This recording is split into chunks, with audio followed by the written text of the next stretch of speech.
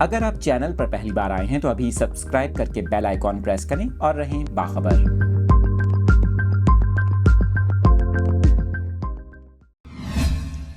شہر قائد کے موسم سے متعلق لیٹسٹ اپڈیٹس اپنے ناظرین کے ساتھ شیئر کر رہے ہیں۔ آئندہ آنے والے دنوں میں کراچی کا موسم کیسا رہے گا، اس حوالے سے محکمہ موسمیات کی جانب سے اہم بیان جاری کیا گیا ہے۔ شہر میں سردی میں اضافے یا کمی سے متعلق یہ اہم پیشگوئی کی گئی ہے۔ محکمہ موسمیات کا یہ کہنا ہے کہ کراچی کا کم سے کم درجہ حرارت 12 ڈگری سینٹی گریڈ ریکارڈ کیا گیا۔ ہوا میں نمی کا تناسب 57% رہا اور شمال مشرق سے 6 کلومیٹر فی گھنٹہ کی رفتار سے ہوائیں چل رہی ہیں۔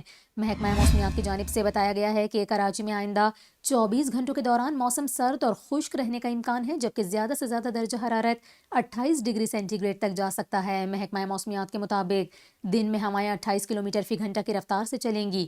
اس کے علاوہ آپ کو بتائیں دوسری جانب خیبر پختونخوا، پنجاب اور سندھ کے میدانی علاقوں میں شدید دھند کا راج ہے۔ شدید دھند کی وجہ سے موٹر وے M2 لاہور تا کوٹ مومن اور موٹر وے M3 فیض پور تا جانا تک بند ہے۔ اس کے علاوہ موٹر وے M4 شیر شاہ تا پنڈی بھٹیاں اور موٹر وے M5 شیر شاہ تا روہڑی تک بند ہے، جبکہ لاہور سے آلکوٹ موٹر وے اور پشاور سے رشکئی موٹر وے بھی بند ہے۔